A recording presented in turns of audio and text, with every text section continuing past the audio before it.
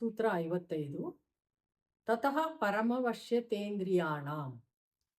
ಪದಗಳ ವಿಭಾಗ. ತತಃ ಪರಮ ವಶ್ಯತ ಇಂದ್ರಿಯಾಣಾಂ.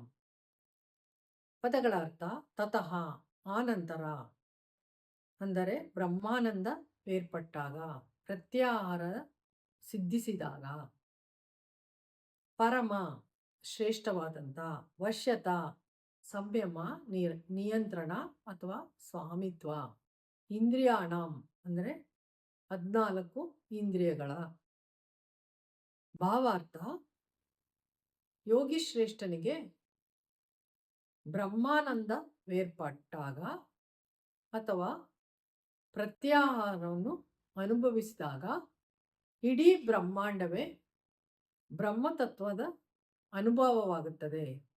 ಅಂದರೆ ಅವನು ಬ್ರಹ್ಮಾಂಡವನ್ನು ಬ್ರಹ್ಮತತ್ವವೆಂದು ಪರಿಗಣಿಸುತ್ತಾನೆ.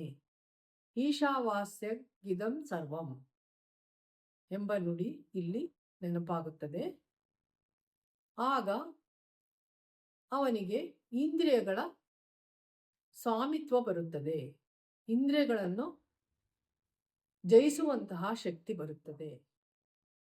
ಯಾವಾಗ ಯೋಗಿ ಶ್ರೇಷ್ಠನಿಗೆ ಇಂದ್ರಿಯಗಳ ಸ್ವಾಮಿತ್ವವು ಬರುತ್ತದೋ, ಇಂದ್ರಿಯಗಳ ಒಡೆತನವು ಬರುತ್ತದೋ, ಆಗ ಅವನು ಕೈವಲ್ಯ ಪ್ರಾಪ್ತಿಗೆ ಅರ್ಹತೆ ಉಳ್ಳವನಾಗುತ್ತಾನೆ ಎಂಬಲ್ಲಿಗೆ ಸಾಧನ ಪಾದವು ಸಂಪನ್ನಗೊಳ್ಳುತ್ತದೆ.